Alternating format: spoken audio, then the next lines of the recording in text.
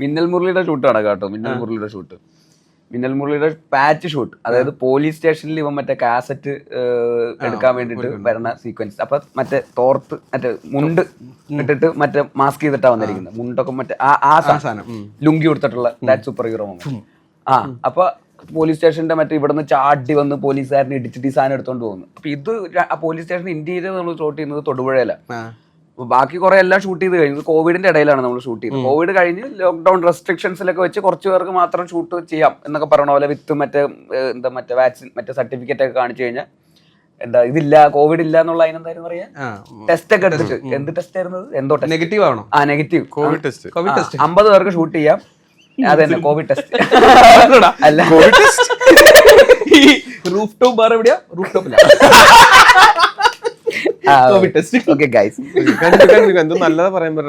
അല്ല, ആന്റിജൻ ടെസ്റ്റും പിന്നെ മറ്റേ ഒരു ടെസ്റ്റും ഇല്ലായിരുന്നു.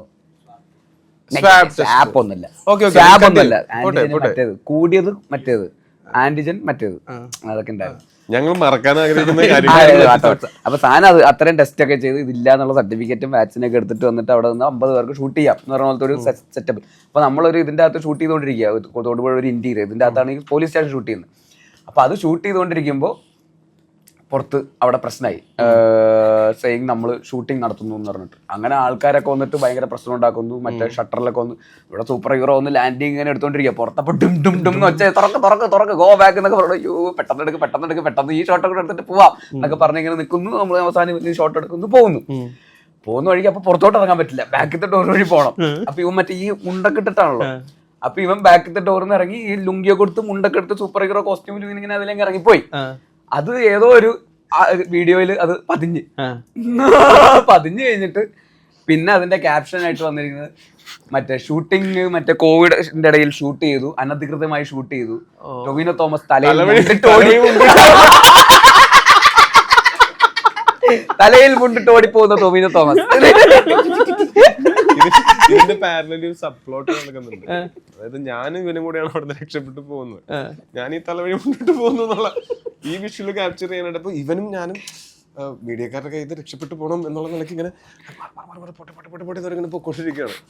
അപ്പൊ ഞാനിങ്ങോട്ട് ക്രോസ് ചെയ്ത് പോയി, മീഡിയക്കാർ തൊട്ടടുത്തെത്തി. അപ്പൊ ബേസിൽ നിൽക്കുമ്പോഴത്തേക്കും മീഡിയക്കാർ ഇവനെ കാണാതെ ചേട്ടാ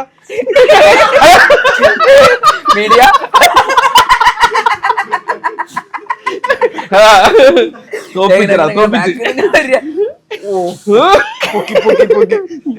പ്രതീക്ഷിച്ചതല്ലേ അവന്റെ പോയായിരുന്നു മുണ്ടിട്ട് ഓടിയ. ഇൻട്രസ്റ്റിംഗ് ക്യാപ്ഷൻ തന്നെയാണല്ലോ, തലവഴി മുണ്ടിട്ടാണല്ലോ പോണത്. അത് കൊള്ളാൻ പരിപാടി. ഞങ്ങളെ ഡിയർ ഫ്രണ്ടിന്റെ ഷൂട്ട് സമയത്താണ് ഇവന് വർക്കൗട്ടിൽ ഹരം പിടിക്കുന്നത്. എന്റെ ട്രെയിനർ അസ്കർ ഭായി, ഞങ്ങള് വർക്കൗട്ട് ചെയ്യപ്പോ ഇവിടെ ഇല്ല ഇത് കേൾക്കാൻ അസ്കർ ഭായി ഇല്ലാതായി പോയത്. അടുത്ത മാല അല്ല പുറത്തുണ്ട് ചേട്ടന് മറ്റേ ചെരുപ്പും മറ്റേ മാല ഇടിപ്പിച്ച് വെച്ചിട്ട് അടുത്ത മാല കൊടുക്കും, ഒരു മൊട്ട മാല. അപ്പൊ ഞങ്ങളെന്ന് വെച്ചാൽ ഇവനെന്ന് വെച്ചാൽ അവന് ഭയങ്കര വർക്കൗട്ടിന്റെ ഹരമൊന്നും ഇവന് പിടിക്കില്ല എന്നുള്ള പ്രതീക്ഷയിലാണല്ലോ നമ്മൾ. ഇവന് ചെയ്യണം വർക്കൗട്ട് നല്ലതാണ്, അത് ഹെൽത്തിയാണ്, ഡിസിപ്ലിൻ എന്നൊക്കെ പറഞ്ഞിട്ട് നമ്മൾ വർക്കൗട്ട് ചെയ്യുമ്പോൾ ഒരു കൂട്ടിന് വേണ്ടിയിട്ടൊക്കെ. അപ്പൊ ഞാൻ വർക്കൗട്ട് ചെയ്യുന്നുണ്ട്, അസ്കർ ഭായി ഉണ്ട്, അർജുൻ രാധാകൃഷ്ണൻ, സഞ്ജന, അങ്ങനെയൊക്കെയുള്ള ആൾക്കാർക്ക് വർക്കൗട്ട് ചെയ്യുമ്പോൾ ഇവനും വരും. ഇവന് ഓട്ടം ഒക്കെ ഉള്ളതാ മുമ്പ് തൊട്ട്. അപ്പൊ ട്രെഡ്മില്ലിൽ കുറച്ച് പേരോടും അത് കഴിഞ്ഞിട്ട് അസ്കർ ഭായി എടുത്ത് പുഷപ്പ് ഇങ്ങനെയാണോ അങ്ങനെയാണോ എന്നൊക്കെ ചോദിച്ചിട്ട് സൂപ്പർമാൻ പുഷപ്പ്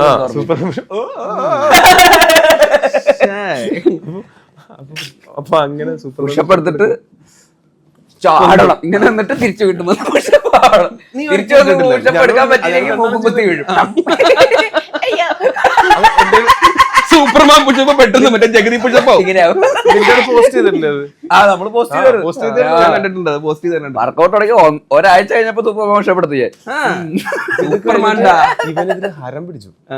ഡയറ്റ് ആണെങ്കിലും ഇവന് ഇതിനെ പറ്റിയിട്ട് ധാരണയില്ല, ഇതെങ്ങനെയാ ഇതെന്നുള്ളത്. ആ ധാരണയൊക്കെ കിട്ടുന്ന ആ സമയത്താണ്. അപ്പൊ നമ്മളുടെ പ്രതീക്ഷ എന്ന് വെച്ചാൽ കുറച്ച് കാലം സമയമെടുക്കും എന്നുള്ള ലൈനിലാണ് നമ്മള് പ്രോത്സാഹിപ്പിക്കണേ. സമയമെടുക്കും, കുഴപ്പമില്ല, നമുക്ക് അങ്ങനെ കോമ്പറ്റീഷൻ വെച്ചിട്ടാണ് നമ്മള് പ്രോത്സാഹിപ്പിച്ചു വരുന്നത്. ഭക്ഷണം എന്ന് പറഞ്ഞാൽ എന്നെ തല്ലുമലയിൽ മറ്റേ ഫസ്റ്റ് ആ ലീനായിട്ടുള്ള ഗെറ്റപ്പിന് വണ്ണം കുറയ്ക്കാനായിട്ട് ഏറ്റവും കൂടുതൽ സഹായിച്ചിട്ടുള്ളത് ഇവനാ. എനിക്ക് കൊണ്ടുവരുന്ന ഭക്ഷണം പകുതി തിന്നും. പിന്നെ അങ്ങനെ പോർഷൻ കൺട്രോൾ സ്റ്റാർ ആയതുകൊണ്ട് എല്ലാ ഫുഡും അവിടെ എത്തും. നമുക്കത് പോയി ചോദിക്കാൻ പറ്റൂലല്ലോ. എനിക്ക് മറ്റേത് വേണം, ജർജിൽ ലീഫ് എന്തായിരുന്നു നീ കഴിച്ചോണ്ടിരുന്നത്? ജിർജിൽ ലീഫും ചിക്കൻ കഴിക്കേണ്ട ആവശ്യമുണ്ട്. സ്റ്റാർ എന്തിനാണ് അതെന്ന് ചോദിക്കും. ഇതൊക്കെ അപ്പൊ ജിർജിൽ ലീഫും ചിക്കൻ വിങ്സും ആണ് അളിയൻ കഴിച്ചോണ്ടിരുന്നത്. ഇത് എനിക്ക് പോയി ഒന്നും ചോദിക്കാൻ പറ്റൂല. അപ്പൊ പിന്നെ ഇവന്റെ നിന്ന് എടുക്കാന്നുള്ളതേ എനിക്ക് പറ്റുള്ളൂ. എനിക്ക് തരുന്നത് മറ്റേ സ്ഥിരം പുട്ട്, കടല, ഇടിയപ്പം, മറ്റേ തുറക്കുമ്പോ മണം വരും, കഞ്ഞി, ഇതൊക്കെ തന്നെയാണ് എനിക്ക് വരുന്നത്. അപ്പൊ അങ്ങനത്തെ ഒരു സാഹചര്യത്തിൽ എനിക്ക് ഇവനെ ഡിപ്പെൻഡ് ചെയ്യേണ്ട വന്നു. അങ്ങനെ വന്നപ്പോ ഇവന്റെ വെയിറ്റ് കുറഞ്ഞു. നല്ലല്ലേ? എനിക്കാണെങ്കിൽ പരിധി വിട്ട് ചോദിക്കാനും പറ്റില്ല. എനിക്ക് 2 പോർഷൻ 4 പോർഷൻ ചോദിക്കാൻ പറ്റില്ല. കാരണം ഭാസ്കർ ഭായി ചെവിക്ക് പിടിക്കും. ഇവനിത് അങ്ങനെ പ്ലാനോ പറഞ്ഞു വെച്ചിട്ടൊന്നുമല്ല. ഉച്ചയ്ക്ക് ഊണേക്കണ നേരൊക്കെ ആകുമ്പോഴത്തേക്കും പുള്ളി എന്തൊക്കെയുണ്ട് വന്നെടുത്ത് തിന്നു തുടങ്ങും. അതാണ് കുറച്ച് ജർജില്ലീഫ് വരുമോ. അങ്ങനെ ഇത് കഴിഞ്ഞ് അങ്ങനെ ഡയറ്റിന്റെ കാര്യത്തിൽ ഇന്റർമീഡിയറ്റ് ഫാസ്റ്റിംഗ് ഇതൊക്കെ പഠിച്ച് പുള്ളി അതിലേക്ക് കയറി.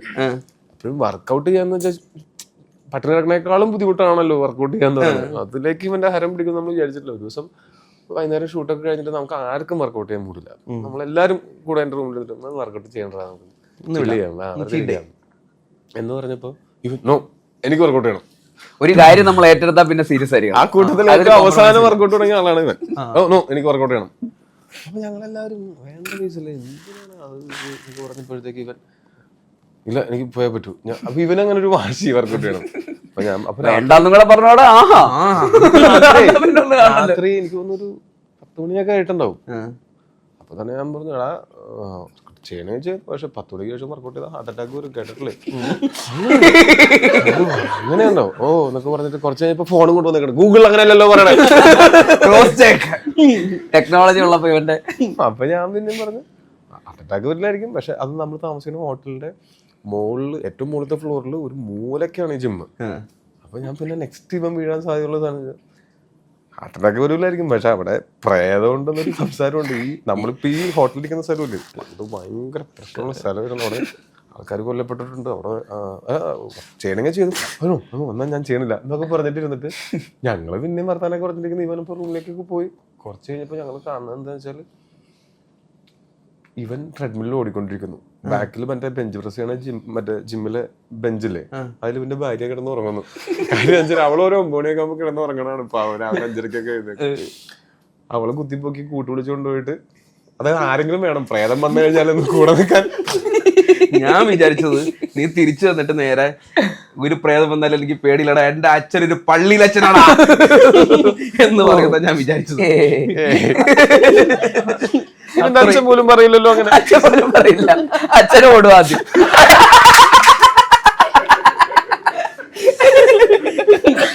കോൺഫിഡൻസ്. നിങ്ങൾക്ക് പുള്ളി ഭയങ്കര അടിപൊളി മനുഷ്യനാണ്. ഇവന്റെ നല്ല കല്യാണത്തിന് മാത്രമേ കണ്ടിട്ടുള്ളൂ. നല്ല ക്വാളിറ്റീസ് എല്ലാം ഇവന്റെ ചിരി കിട്ടിയിട്ടുണ്ടോ? ഇല്ല, ചിരിയല്ല, ഇവന്റെ ഈ ഹൈപ്പർ അങ്ങനത്തെ എനർജി ഉണ്ടല്ലോ, ആ എനർജി അല്ലേ അച്ഛന്റെ അല്ലേ? വേറൊരു അമ്മാവനില്ലേ, ഒരു സാക്ഷാൽ എന്ന് വിളിക്കുന്ന ഒരു മൂപ്പര്, അത് വല്യപ്പൻ, അമ്മയുടെ അച്ഛൻ. അമ്മയുടെ അച്ഛനാണല്ലേ? സാക്ഷാൽ കുഞ്ഞുത്തൊമ്മൻ. സാക്ഷാൽ കുഞ്ഞുത്തൊമ്മൻ.